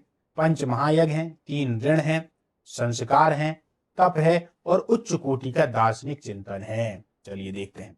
देवमंडल, उत्तर वैदिक काल के आर्य भी बहुदेववादी हैं। वहां के भी थे, यहाँ के भी हैं। वहां के भी प्राकृतिक पूजक थे, यहाँ के भी प्राकृतिक पूजक हैं, पर थोड़ा बदलाव आ रहा है। ठीक ऋग्वैदिक काल की तरह इस युग में इंद्र, वरुण, अग्नि, सूर्य आदि की प्रधानता समाप्त हो जाती है। प्रधान समाप्त नहीं हुए एकदम से, प्रधानता समाप्त हो गई। प्रधानता का मतलब है मुख्य रूप से ये नहीं है, मुख्य रूप से कोई और है। तो वो कौन आ गए, यहां से समझिए। इंद्र का जो स्थान था वो ले लिया प्रजापति। ब्रह्मा ने, किसने, ब्रह्मा ने, पहली बात। जो रुद्र थे, जिनको गुस्सा वाला देवता कहा जाता था, उनका स्थान ले लिया शिव ने, ठीक है। और जो विष्णु वहां पर पालन करता थे वो आज भी विष्णु ही है, तो मतलब तब भी विष्णु ही थे और अभी भी हैं, तो विष्णु। तो ये जो त्रिदेव की परिकल्पना है, त्रिदेव आप देखते हैं ना, हम आज 3 देवों को पूजा करते हैं, त्रिदेव। ये जो त्रिदेव की जो कल्पना है या परिकल्पना है या जो कंसेप्ट है वो उत्तर वैदिक काल की देन है। आता है प्रश्न, उत्तर वैदिक काल, ठीक है। ये उत्तर वैदिक काल की देन है और कहीं की देन नहीं है। ये आया कैसे था, तो इसको भी आप समझ गए कि वहां से ये परिवर्तित होते चलेगा और यहां पर इस तरीके हुआ। याद रखना, मूर्ति पूजा भी नहीं है, मूर्तियों का कोई कंसेप्ट नहीं है। सिंधु घाटी सभ्यता में हम मूर्तियां देख रहे थे, यहां मूर्तियां नहीं है। यहां पर बस ये परिकल्पना है जो बदल गई। एक और देवता आ जाते हैं, उनका नाम और याद रखिएगा, पूषण। अब आप कहेंगे सर पूषण तो पशुओं के देवता थे, बिल्कुल थे। यहां पर ये शूद्रों के देवता हो जाते हैं, यहां पर ये शूद्रों के देवता हो गए, शूद्रों के देवता हो गए, ठीक है। चलिए अब देखते हैं। उनके स्थान पर प्रजापति यानी ब्रह्मा, विष्णु और रुद्र शिव की प्रधानता स्थापित हो गई। प्रजापति अब यज्ञ के स्वामी हो गए, विष्णु प्रधान यज्ञ पुरुष हो जाते हैं, रुद्र कल्याणकारी शिव के रूप में प्रतिष्ठित हो गए। पहले गुस्से वाले थे, अब कल्याणकारी शिव हो गए। इस प्रकार इस युग में प्रजापति, विष्णु, शिव की पूजा ने आर्यों के धार्मिक जीवन में मुख्य स्थान प्राप्त कर लिया। इंद्र अब मुख्य नहीं रह गए, अब प्रजापति, ब्रह्मा मुख्य रह गए। और याद रखना, वो जो ब्रह्म है जिनकी बात करते हैं अद्वैतवाद में, वो ब्रह्म अलग है, समझना, उन ब्रह्म में ये सभी समाहित हो जाते हैं। और ये जो ब्रह्मा है ये खाली एक देवता के रूप में डिनोटेड है या ईश्वर के रूप में है, ठीक है। चलिए, यज्ञ और कर्मकांड। इस युग में यज्ञ और कर्म कांडों पर ज्यादा ध्यान दिया जा रहा है। बड़े बड़े यज्ञ बन रहे हैं, वेदियां बन रही हैं, 4-4, 5-5, कर्मकांड, ये भी लाओ वो भी लाओ, भैया ये चढ़ाओ, चढ़ावा लाओ, ये सब चीजें होने लगी। अब कई प्रकार के लंबे और जटिल तथा खर्चीले यज्ञ होने लगे। अब खर्चा जब होगा तो भैया पैसा तो लिया जाएगा ना, किससे लिया जाएगा? वैश्यों से लिया जाएगा। राजा जब यज्ञ करवाएगा तो भैया किससे लेगा पैसे? वो पैसे लेगा मुख्यतः वैश्यों से। तो वैश्यों से आएगा टैक्स। क्या आएगा? टैक्स। अनेक पशुओं की बलि दी जाने लगी। अब पशुओं की बलि दी जाने लगी। अश्वमेध यज्ञ, राजसू यज्ञ, वाजपेयी यज्ञ आदि विशाल यज्ञों का आयोजन किया जाने लगा। यज्ञ के लिए बहुत से पुरोहित और अधिक सामग्री की आवश्यकता पड़ने लगी। पुरोहित भी आ रहे हैं। अब यज्ञ देखिए कितने बड़े बड़े हैं, जैसे कि ये अश्वमेध यज्ञ। इस यज्ञ में क्या होता था? राजा छोड़ता था अपना घोड़ा। राजा घोड़ा छोड़ेगा जहां तक घोड़ा जाएगा, और यदि किसी ने पकड़ लिया तो वो युद्ध करेगा, हार गया तो वहीं पे घोड़ा रुक गया, और यदि नहीं हारा तो फिर घोड़ा आगे तक जाएगा। सामान तो इसमें खर्चा होगा ही। तो ये था अश्वमेध यज्ञ, राजा की शक्ति के लिए। राजसू यज्ञ होता था। ये क्या था? राजसू यज्ञ में सबसे ज्यादा गायें दान में दी जाती थी, जिसमें 2,40,000 गायें थी, तो यहाँ दान में दी जाती थी। ये दान वगैरह जो भी पुजारी होते थे उनको ये सभी दान वगैरह मिला करते थे। राजसू यज्ञ का मतलब क्या था? कहीं आ जाए तो कैसे लिखेंगे? राजसू यज्ञ का मतलब था कि जो राजा है अपने आप को अब दैवीय शक्ति से जोड़ रहा है, भगवान से जोड़ने की कोशिश कर रहा है। जब भी शक्ति का विस्तार होगा तो व्यक्ति अपने आप को कुछ ऊपर बताएगा अन्य व्यक्तियों से। यदि वो सबके समान है तो राजा कैसे है? तो वो अपने आप को ईश्वर से जोड़ने की कोशिश करता है कि यार ईश्वर ने हमको भेजा है आपके लिए, हम राजा हैं, हम ईश्वर की नजर में प्रधान हैं और आपके लिए काम कर रहे हैं। तो राजा इस प्रकार से दैवीय शक्ति के माध्यम से अपने आप को जोड़ेगा। उसी लिए राजसू यज्ञ है। हम सर्वशक्तिमान हैं, हमें भगवान ने भेजा है। और फिर आता है वाजपेयी यज्ञ। ये भी एक यज्ञ हुआ करता था। इसमें रथों की दौड़ हुआ करती थी। किसकी? रथों की दौड़। अपने आप को दैवीय शक्ति से जोड़ना राजसू यज्ञ, रथों की दौड़ वाजपेयी यज्ञ, घोड़े की दौड़, घोड़ा जहां तक जाएगा अश्वमेध यज्ञ। यज्ञ और भी प्रकार से हो रहे थे। आदि विशाल यज्ञों का आयोजन किया जाता था। यज्ञ के लिए बहुत से पुरोहित और अधिक सामग्री की आवश्यकता पड़ने लगी थी। मंत्र प्रधान उपासना इंपॉर्टेंट समझना। इस युग में मंत्र पर विशेष बल दिया जाता था। आर्यों ने प्रकृति से स्वतंत्र होकर मंत्रों के आधार पर देवताओं पर विजय प्राप्त करना शुरू कर दिया। अतः इस युग की उपासना आत्मसमर्पण की ना होकर मंत्र प्रधान हो गई। क्योंकि मंत्र पढ़ा जाता था, मंत्र तो कोई विशेष व्यक्ति ही पढ़ेंगे, है ना, क्योंकि मंत्र तो हर कोई पढ़ नहीं सकता। अब चूंकि विशेष व्यक्ति पढ़ेंगे तो विशेष व्यक्तियों को फिर खर्चा भी लगेगा। इस तरीके से मंत्र की प्रधानता दे दी। क्या आप उच्चारण नहीं कर पा रहे हो, बोल ही नहीं पा रहे हो, पहले अध्याय करो, पहले दिन रात इसको पढ़ो, तभी तो पढ़ पाओगे, अन्यथा कर ही नहीं पाओगे। और यदि गलत मंत्र पढ़ दिया उल्टे हो जाओगे। उल्टे का मतलब है कि आपका कहीं ना कहीं नुकसान होने लगेगा। इस प्रकार से जो उच्चारण संबंधित चीज है, जो मंत्र हैं, उनकी प्रधानता आ गई। आत्मसमर्पण था कि ठीक है यार, भगवान के पास बैठ गए, हमें कुछ नहीं आता, हम तो समर्पण से बैठ गए। ये भावना समाप्त हो गई। ये भावना कहाँ है? ऋग्वैदिक काल में है। अब मंत्र कुछ ही लोग पढ़ पाएंगे, पूजा का अधिकार कुछ ही लोगों के पास में है। समझ रहे हैं? परिवर्तन देखिए कैसे हो रहा है। आगे चलते हैं। पंच महायज्ञ आ गए। भैया ये कौन से महायज्ञ हैं? ये प्रत्येक व्यक्ति को प्रतिदिन करने पड़ते थे। देखिए, ब्रह्म यज्ञ, देव यज्ञ, पितृ यज्ञ, अतिथि यज्ञ, भूत यज्ञ। ब्रह्म यज्ञ क्या है? इस यज्ञ के माध्यम से मनुष्य वेदों के अध्ययन और अध्यापन के द्वारा अपने प्राचीन ऋषियों के प्रति आदर की भावना को प्रदर्शित करता था। देव यज्ञ, देवताओं के प्रति कृतज्ञता को प्रकट करने के लिए यह यज्ञ किया जाता है। कृतज्ञता का मतलब होता है कि आपने हमें इतना सब कुछ दिया हुआ है, हमारे मन के अंदर ये भाव है, आप देने वाले हैं, हम लेने वाले हैं, और हम इससे बहुत ज्यादा कृतज्ञ हैं, संतुष्ट हैं, आपका आभार व्यक्त कर रहे हैं। इसी को कहते हैं कृतज्ञता। उल्टा इसका होता है कृतज्ञता। मतलब किसी ने हमारे ऊपर उपकार भी कर दिया, हम अपकार करके चले जाएं, वो कृतज्ञता होता है। ठीक है। पितृयज्ञ में अपने पितरों के लिए श्रद्धा एवं तर्पण का आयोजन होता है। ये पितरों के लिए, पितरों का मतलब तो जानते हैं, जो हमारे बुजुर्ग हैं, जो समाप्त हो गए हैं, पितर, है ना। अतिथि यज्ञ, अतिथियों की सेवा, साधुओं को भोजन तथा वस्त्र दान आदि इस यज्ञ में आते हैं। भूत यज्ञ क्या है? इसके अंतर्गत परिवार में पशु पक्षियों को कुछ भोजन देते हैं। ठीक है, ये होते हैं भूत यज्ञ। 3 ऋण की बात आती है। उत्तर वैदिक काल में 3 ऋण की कल्पना भी की गई थी। ये ऋण थे पितृ ऋण, ऋषि ऋण और देव ऋण। ऋण का मतलब होता है कर्जा, कर्जा ले रखा है लोगों से तो इसको चुकाना है। इसी प्रकार के 3 ऋण माने गए हैं। तो ये है पितृ ऋण, ऋषि ऋण, देव ऋण। ये कुछ भी ऋग्वैदिक काल में नहीं थे, ये सब उत्तर वैदिक काल में आ रहे हैं। कुछ स्थितियां या कुछ परंपराएं, प्रथाएं अच्छी हैं, कुछ प्रथाएं बेकार हैं। संस्कार ये आए हैं। उत्तर वैदिक काल में धार्मिक संस्कारों का भी पर्याप्त महत्व था। संस्कार में मनुष्य के संपूर्ण शारीरिक, मानसिक, चारित्रिक, बौद्धिक एवं सांस्कृतिक विकास का मार्ग प्रशस्त होता था। खाली संस्कार आ जाएगा तो उसमें आप 3 लाइनों में ये लिख सकते हैं ये किस लिए बने थे, इनका क्या कारण था। प्रमुख संस्कार इस प्रकार थे। गर्भाधान है, पुंसवन है, सीमांतोन्नयन है। अब इन सबको एक एक देखते हैं। गर्भाधान क्या था? संतान की उत्पत्ति के लिए। पुंसवन संस्कार पुत्र की प्राप्ति के लिए, मुख्यतः पुत्र की। सीमांतोन्नयन संस्कार क्या है? गर्भ की रक्षा के लिए। जब बालक या पुत्र या पुत्री पेट में जब आ जाती है तो उसकी रक्षा के लिए। जातकर्म संस्कार संतान के उत्पन्न होने पर, अब जब वो उत्पन्न होंगे। नामकरण संस्कार, भैया आएंगे तो नाम भी देंगे, तो संसार में या संस्थान का नाम रखने के लिए ये संस्कार में हम नाम रखते हैं। निष्क्रमण संस्कार, अब भैया बाहर भी निकलेगा तो शिशु को पहली बार घर से बाहर निकालने के लिए। अन्नप्राशन संस्कार, बाहर निकलेगा तो कुछ खाएगा भी। अभी तक तो माता का दूध पीता था, अब कुछ खाएगा भी, तो इसको बोलते हैं अन्नप्राशन संस्कार। शायद आप लोगों ने इस वाले संस्कार को सुन रखा होगा, अन्नप्राशन संस्कार, है ना। बाकी ये सब संस्कार तो अब इतने ज्यादा देखे नहीं जाते हैं, पर चूंकि आते हैं परीक्षाओं में तो इसीलिए चर्चा करेंगे। चूड़ा कर्म संस्कार, संतान के बाल काटने का समय। मुंडन जानते हैं ना, मैयर जाते हैं मुंडन करवाने, तो उनके मुंडन को हम कहते हैं चूड़ा कर्म संस्कार। फिर कर्ण भेदन संस्कार, शिशु के कान छेद दिए जाते हैं। विद्यारंभ संस्कार, अब भेजेंगे विद्या के लिए तो शिशु को अक्षर ज्ञान कराने के लिए। उपनयन संस्कार बहुत महत्वपूर्ण भैया, गोप बीत धारण करने के लिए। ये यगोप बीत है दोस्तों, यगोप बीत, यानी इसको हम जनेऊ भी कहते हैं, जनेऊ। तो इसको धारण करने के लिए उपनयन संस्कार हुआ करता था। ठीक है। फिर होता है 12वें नंबर पर वेदारंभ संस्कार। जैसे ही उपनयन संस्कार हो गया तो भैया आप शिक्षा लीजिए, तो वेदों का अध्ययन आरंभ करने के लिए। फिर होता है केश शांत संस्कार। जब वेद वगैरह पढ़ लिए तो भैया दाढ़ी आप प्रथम बार बनाएंगे तो बनाने पर केश शांत। फिर है समावर्तन संस्कार, अब शिक्षा की समाप्ति पर कर दीजिए समाप्त।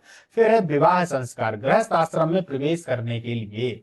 ये गृहस्थ आश्रम में कि भैया बोलो, अब जैसे ही आपका विवाह हो गया तो अब कोई संस्कार नहीं बचा है। अंतिम संस्कार जो है वो है अंत्येष्टि संस्कार। अब मर जाइए कोई मतलब नहीं है, मतलब कि जीवन तो आप जिएंगे ही, किंतु उसके बाद अब कोई संस्कार नहीं बचा। जो करना था विवाह से पहले कर लिया, विवाह के बाद अब कुछ भी नहीं बचा है। अब है अंत्येष्टि संस्कार, लास्ट होगा जब मरेंगे तो अंत्येष्टि संस्कार हो जाएगा। ठीक है। 16 संस्कार माने गए हैं। तब क्या है? उत्तर वैदिक काल में तप का भी पर्याप्त महत्व था। ऐसी मान्यता थी कि तप से अलौकिक शक्तियां प्राप्त होती हैं। तैतरीय ब्राह्मण में कहा गया है कि देवताओं ने तप के द्वारा देवत्व प्राप्त किया था। इस प्रकार तैतरीय उपनिषद में वरुण कहता है कि तप से ब्रह्मा को जानो, क्योंकि तप ही ब्रह्म है। अब यहां तप की प्रधानता हो रही है। ठीक है। तप यानी कष्ट देना एक तरीके से, तपस्या, उच्च कोटि का दार्शनिक चिंतन, ये बहुत अच्छी बात है।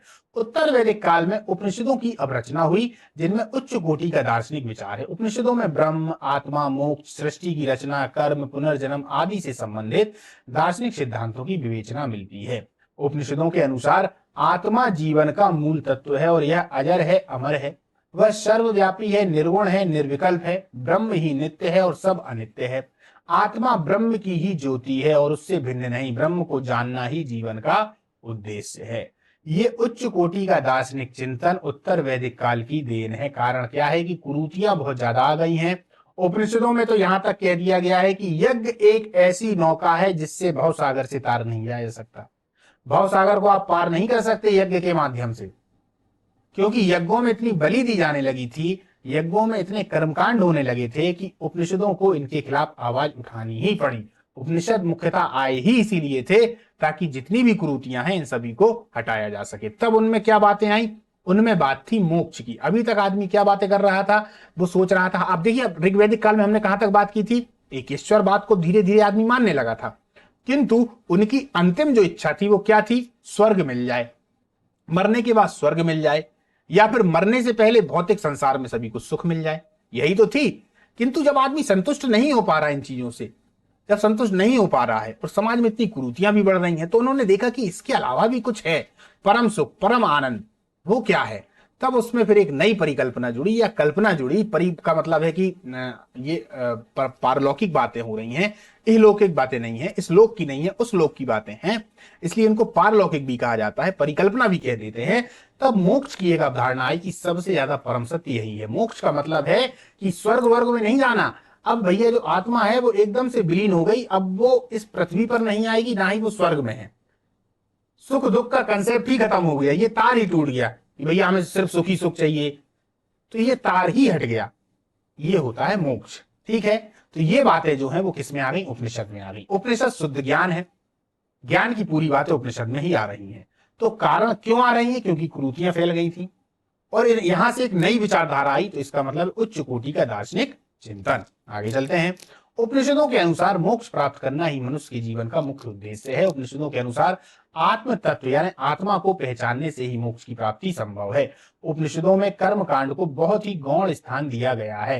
कर्म कांडों को गौण दिया गया है पर गौण स्थान है। जब आप अद्वैतवाद को पढ़ेंगे तो देखेंगे कि शंकराचार्य ने, अगर देखा जाए तो जितने भी ये कर्म कांड थे, यज्ञ थे, इन सब चीजों को नकारा नहीं है, पर प्राथमिकता में उन्होंने ज्ञान को रखा है कि जब आपको ज्ञान हो जाएगा और जो मोक्ष है ये सब हो जाएगा, तो ये जो आप करते हैं कर्म कांड वगैरह ये सब अपने आप धीरे धीरे आपके यहाँ से, आपके दिमाग से अपने आप जाने लगेंगे। पर ऐसा नहीं है कि उन्होंने उनको एकदम से मना कर दिया, मना बिल्कुल नहीं किया हुआ है। जब अद्वैतवाद को पढ़ेंगे तब समझ में आएगा, या फिर आप मेरी क्लास देख लीजिएगा अद्वैतवाद की दर्शन में या एथिक्स वाले उसमें प्लेलिस्ट में जाके देखेंगे, GS4 में, वहां अद्वैतवाद आपको अच्छे समझ में आ जाएगा। वो इन्हीं उपनिषदों की देन है। ठीक है, उपनिषदों के जिसको उन्होंने चलाया है कि इन्होंने, आदि शंकराचार्य ने, के अनुसार यज्ञों के द्वारा मोक्ष प्राप्त नहीं किया जा सकता था। उत्तर वैदिक युग में विवेकशील व्यक्तियों ने, विवेकशील का मतलब है बुद्धि से ऊपर की स्थिति, विवेक आ गया, समझने लगे क्या सही है क्या गलत है, अनुभव से जानने लगे, प्रत्यक्ष देख के समझने लगे, तो व्यक्तियों ने यज्ञ के स्थान पर तप, स्वाध्याय, सदाचरण पर बल दिया। ये उपनिषदों का ही था। और वो तपस्या करने लगे, स्वाध्याय पढ़ने लगे, सदा आचरण सही कर लिया, इन सब चीजों पर ध्यान देने लगे। उपनिषदों में कर्म एवं पुनर्जन्म के सिद्धांत का विवेचन है। पुनर्जन्म की बात ऋग्वैदिक काल में नहीं आती, वहां स्वर्ग मिल जाए या नरक मिल जाए ये तक बातें आ रही हैं बस, पर पुनर्जन्म की बात यहां पर आएगी क्योंकि मोक्ष की बात आ गई ना। इसीलिए पुनर्जन्म का अर्थ है कि आत्मा कभी नहीं मरती और वह बार बार भिन्न रूपों में जन्म लेती है और जितनी बार जन्म लेगी दुख को भोगेगी, ये मान्यता है, जब तक कि वह मोक्ष को प्राप्त करने में सफल नहीं हो जाती। कर्म के सिद्धांत के अनुसार मनुष्य के कर्मों के अनुसार ही उसका अगला जन्म होता है। मान लीजिए किसी ने गलत कर्म किए हैं तो उसको गलत मिलेगा। ये कंसेप्ट आया, ये किस में आया? उपनिषदों में आया। कारण क्या था? समाज में जिसको नहीं देखो वो बिल्कुल एकदम वैसा हो गया, जिसको जो लूटने को मिल रहा है तो लूट रहा है। एक जाति का समाज बहुत ज्यादा नीचे नीचे पड़ा हुआ है, इसीलिए उनके विरोध में ये उपनिषद आ रहे थे। उन्होंने कर्म का सिद्धांत दिया, जैसा कर्म करोगे वैसा फल मिलेगा, तो जब आदमी डरने लगेगा तो कर्म को वैसे करेगा, तो ये इसीलिए आए हुए हैं, तो उसे वैसा ही फल भोगना पड़ता है। उपनिषदों के अनुसार ब्रह्म ने पृथ्वी, जल, अग्नि, वायु और आकाश 5 तत्वों को मिलाकर सृष्टि की रचना की है। अब उत्तर वैदिक काल की राजनीतिक स्थिति, थोड़ी राजनीतिक स्थिति देख लें तो उत्तर वैदिक काल में चूंकि राजा की स्थिति जो है वो मजबूत हो रही है, तो बीच वाले कौन कहला रहे हैं? राजा कहला रहे हैं। अब समझना, पूरब वाले कहला रहे हैं सम्राट, उपाधियां धारण करेंगे ना, राजनीतिक स्थिति मजबूत हो रही है। नीचे वाले कहला रहे हैं भोज, ऊपर वाले कहला रहे हैं विराट, और सबसे जो नीचे, सबसे जो पश्चिम वाले हैं ये क्या कहला रहे हैं? ये कहला रहे हैं स्वराष्ट्र या स्वराट, दोनों नाम आते हैं, स्वराट या स्वराष्ट्र। ठीक है, अब यहां वाले पश्चिम वाले स्वराट, ऊपर वाले उत्तर वाले विराट, पश्चिम वाले सम्राट और नीचे वाले भोज। आप आगे चलकर देखेंगे तो नीचे वाले राजाओं को भोज की उपाधि मिलती है, बीच वाला राजा यानी जो मध्य की स्थिति है और जिसका इन पूरे पर राज्य हो वो कहलाता था एक राट। कौन कहलाता था? एक राट। क्या कोई ऐसा राजा था जिसने एक राट की उपाधि धारण की है? बिल्कुल की है, महापद्मनंद ने। महापद्मनंद ने ये अपने आप को एक राट कहा करते थे। पर जब आप भौगोलिक स्थिति को देखेंगे तो एक राट ये हमें आज के समय में देखने में नहीं मिलते। क्यों? क्योंकि उस समय तक इनकी नजर में जितनी जमीन थी उतनी जमीन पर ने कब्जा कर लिया था, पर चूंकि जमीन तो उससे आगे भी है, ये तो हमारी दृष्टि की गलती है कि वो आगे तक देख नहीं पा रही या कभी हम आगे गए नहीं, पर ऐसा थोड़ी ना है कि आगे जमीनें नहीं है। तो इन्होंने उस समय जितनी जमीन देखी उस पर कब्जा कर लिया था, इसीलिए इनको एकराट कहा जाता है। नंद वंश के शासक हैं, महापद्मनंद के बाद ही धनानंद गद्दी पर बैठता है। हालांकि इन दोनों के बीच में बैठते तो 8 शासक हैं, पर धनानंद बैठता और धनानंद का मौर्यों से संघर्ष होगा, चंद्रगुप्त मौर्य हरा के गद्दी को प्राप्त करते। तो ये आता है प्रश्न, एकराट की उपाधि किसने धारण की। चलिए, इस प्रकार राजा हैं तो हम देखेंगे राज्य, राजा देखेंगे, प्रमुख अधिकारी देखेंगे, सभा और समिति देखेंगे, न्याय व्यवस्था देखेंगे, राजा की आय व्यवस्था देखेंगे और सैन्य व्यवस्था को देखेंगे। देखिए, चलिए, राज्य। सबसे पहले राज्य, उत्तर वैदिक काल में जो जन है ना, राज्यों के स्थान पर जनपद राज्यों की स्थापना होने लगी। अब जनपद बनने लगे हैं। ये जो जन की हम बात कर रहे थे, कबीलों की, ये आपस में जुड़ने लगे हैं। तो भैया अब क्या बनने लगेंगे, जनपद एकदम। लेकिन शुरुआत है, अभी हमें पूरे जनपद नहीं दिखेंगे। यहाँ पर 16 जनपद बाद में आने वाले हैं, ठीक है, लेकिन अभी हमें धीरे धीरे जनपद दिख रहे हैं। जैसे कि अगर देखा जाए तो कुरु आ गया। ये कुरु किस किस से मिलकर बना था, भरत और पुरु से मिलकर। भरत और पुरु दोनों मिलकर कुरु बन जाते हैं। जैसे पांचाल आ गया, पांचाल जहां की पांचाली थी यार, द्रौपदी जहां की थी वहां का पांचाल है। इसी प्रकार गंधार आ गया, कैकय आ गया, मत्स्य जहां की राजधानी विराटनगर थी, काशी आ गया जहां की बनारस थी, कौशल है, कलिंग है, अवंती यानी उज्जैनी है, मगध, अस्मक आदि इस युग के प्रमुख राज्य थे। ये सब राज्य आने लगे, कबीले थे, अब इकट्ठे होने लगे। उत्तर वैदिक काल में राज्यों में राजतंत्र शासन व्यवस्था प्रचलित थी। कहीं कहीं पर गणतंत्र राज्यों का संकेत भी मिलता है। इन दोनों प्रणालियों पर हम जब 16 महाजनपद पे आएंगे तो विशेष रूप से चर्चा करेंगे। छोटा समय बता दूं, राजतंत्र में जो राजा है वो प्रमुख होता है, गणतंत्रों में जनता के द्वारा चुने गए जो गण होते हैं वो प्रमुख होते हैं। तो 2, 3, 4, 5 हो सकते हैं। इस प्रकार से वो गणतंत्र होते हैं। ऐत्रेय ब्राह्मण में विभिन्न प्रकार के राजाओं का उल्लेख मिलता है। इनमें देखा जाए तो राज्य, स्वराज, भोजराज, महाराज और साम्राज्य, ये सब जो मैंने अभी आप लोगों को यहां पर बताए, तो ये भी हैं और साथ साथ में ये भी मिलते हैं। ठीक है, राजा, ये दरअसल उपाधियां हैं दोस्तों, तो कंफ्यूज मत होना कि यहाँ पे अलग हैं, यहाँ पे अलग हैं। ये उपाधियां हैं, सब लोग अपने अपने जगह पे अलग अलग प्रकार की उपाधियां रख रहे हैं। राजा, उत्तर वैदिक काल में बड़े बड़े राज्यों की स्थापना के फलस्वरूप राजा की शक्ति और प्रतिष्ठा में वृद्धि हुई। अब राजा अत्यंत शक्तिशाली हो गए और अपनी शक्ति एवं वैभव का प्रदर्शन करने लगे। राजा अधिराज, सम्राट, विराट आदि उपाधियां धारण करने लगे। वह राजसु यज्ञ और वाजपेयी यज्ञ, अश्वमेघ यज्ञ आदि का अनुष्ठान करने लगे। हमने देख लिया ना अभी क्या क्या थे। राजा का पद वंशानुगत हो गया तथा उसकी मृत्यु के पश्चात प्रायः उसका बड़ा पुत्र ही गद्दी पर बैठता था। कौन बैठता था, गद्दी पर। यही तो हुआ महाभारत में। गद्दी पर किसको बिठाल दिया, बिठालना किसको है, युधिष्ठिर को कायदे से। पर बैठ वहां पर कौन जा रहा है, जो धृतराष्ट्र हैं उनके पुत्र दुर्योधन। वो गद्दी की ही में लड़ाई है। अब चूंकि दुर्योधन तो योग्य नहीं है, योग्य युधिष्ठिर हैं। अब योग्य व्यक्ति नहीं बैठा, दुर्योधन बैठ गया। दुर्योधन ने अपने हिसाब से पूरा का पूरा सर्वनाश कर लिया, इतना बड़ा युद्ध भी करवा दिया, है ना। राज्य के सभी अधिकार राजा के हाथों में केंद्रित थे। वह अपने राज्य का सर्वोच्च न्यायाधीश और सर्वोच्च सेनापति था। परंतु इस युग के राजा निरंकुश और स्वेच्छाचारी नहीं थे, इस बात को याद रखें। ठीक है, हम जब भारत में आएंगे, कहां, जब मुस्लिम साम्राज्य की स्थापना होगी, तब वहां पर हमको कुछ लोग निरंकुश दिखेंगे, स्वेच्छाचारी भी दिखेंगे। पर यहां निरंकुश और स्वेच्छाचारी नहीं है, शक्ति वाला तो है, राजा में शक्ति है, राजा बहुत कुछ कर सकता है। पर अपने मन से किसी को परेशान कर दे, निरंकुश, उस पर किसी का अंकुश ही ना हो, तो ऐसा नहीं है। जिस प्रकार सभा समिति वहां थी, तो अथर्ववेद में नाम आता है कि प्रजापति की 2 पुत्रियां हैं सभा समिति।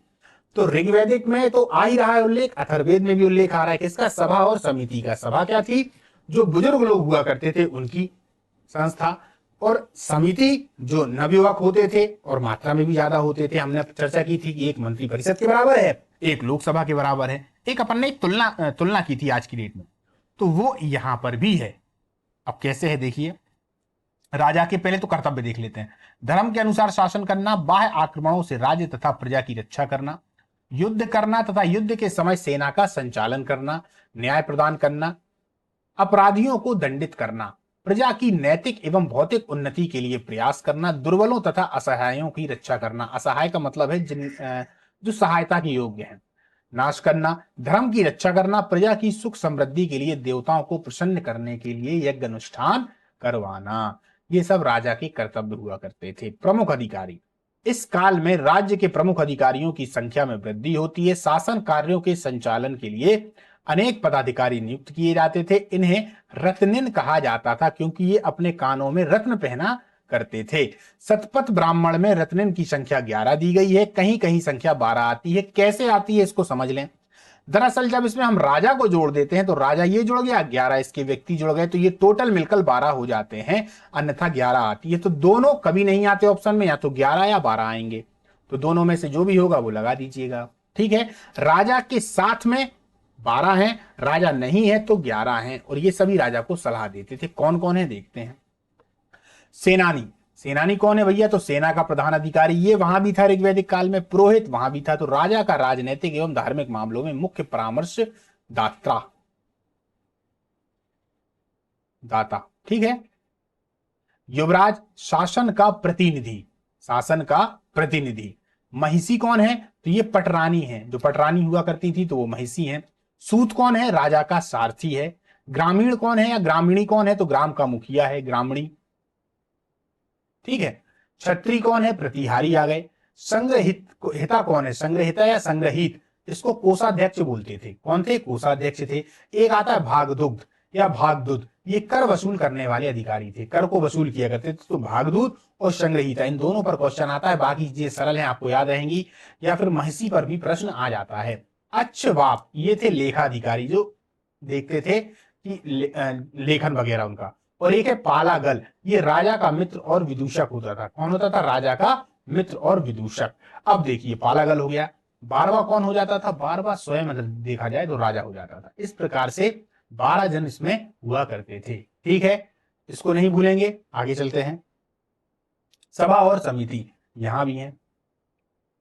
उत्तर वैदिक काल में भी सभा और समिति विद्यमान थी। अथर्ववेद से ज्ञात होता है कि सभा एक ग्राम संस्था थी तथा ग्राम के स्थानीय कार्यों की देखभाल करती थी। समिति राज्य की केंद्रीय संस्था थी जिसमें सामाजिक, धार्मिक, राजनीतिक विषयों पर विचार विमर्श किया जाता था।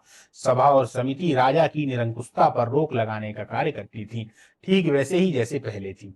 याद रखिएगा, अथर्ववेद में प्रजापति ब्रह्मा की ये 2 पुत्री मानी गई हैं सभा समिति, जिनका ऋग्वेद में कितनी बार, 8 बार और 9 बार नाम मिलता है। ठीक है, तो ये चलती ही रही, ये गई नहीं। जो विदत थी, हमने पढ़ा था, विदत यहां पर नहीं दिखती, ये भी याद रखना, विदत यहां पर नहीं है। अब देख लीजिए, हमने चर्चा की क्या विदत विदत की, नहीं की, तो विदत यहां पर नहीं है। ठीक है। न्याय व्यवस्था, उत्तर वैदिक काल में राजा की न्याय संबंधी अधिकार बढ़ गए। राजा सर्वोच्च न्यायाधीश के रूप में कार्य करता था। राजा ने अनेक न्यायाधीश नियुक्त कर रखे थे जिन्हें अध्यक्ष कहा जाता था। अपराधियों को विभिन्न प्रकार के दंड दिए जाते थे, जैसे शारीरिक दंड देना, जुर्माना लगाना, देश से निर्वासित कर देना।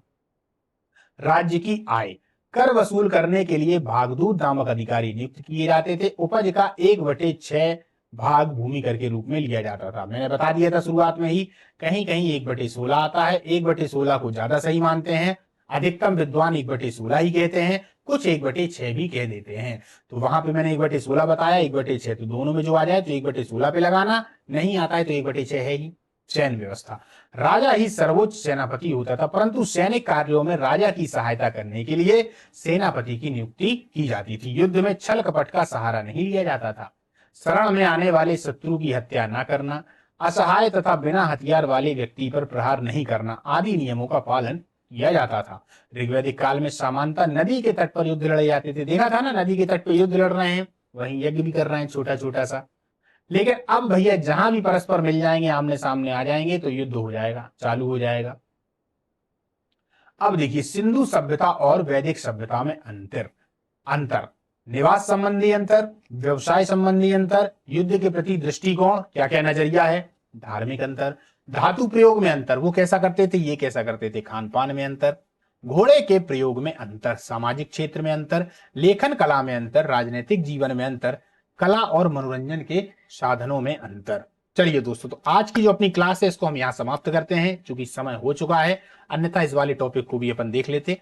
अब हम सिंधु सभ्यता और वैदिक सभ्यता में अंतर अगले वीडियो में देखेंगे, साथ साथ में हम अगली क्लास में देखेंगे, साथ साथ हम वैदिक सभ्यता के भी दोनों पार्ट, यानी कि यहां से ऋग्वैदिक काल और उत्तर वैदिक काल, इनमें भी अंतर देख लेंगे, है ना। तो एक लगभग में 30 मिनट की जो पूरी क्लास होगी, तो उसमें हम इन दोनों को देख लेंगे और सेपरेट रूप से यही लेके आएंगे। ठीक है, चलिए आज की हम क्लास को समाप्त करते हैं। नमस्कार। अगर आप लोग सिंधु सभ्यता और वैदिक सभ्यता में यहाँ से जो 11 मैंने चीजें निकाली हैं, इन 11 के अलावा आपको भी कुछ मालूम हो, कमेंट बॉक्स में लिखिएगा कि हाँ सर ये भी अंतर का आधार हो सकता है। सही होगा कमेंट बॉक्स में देखेंगे तो आगे की जो क्लास होगी उसमें ऐड कर देंगे, उसी पर चर्चा करेंगे। ठीक है, चलिए नमस्कार, मिलते हैं अगली क्लास में।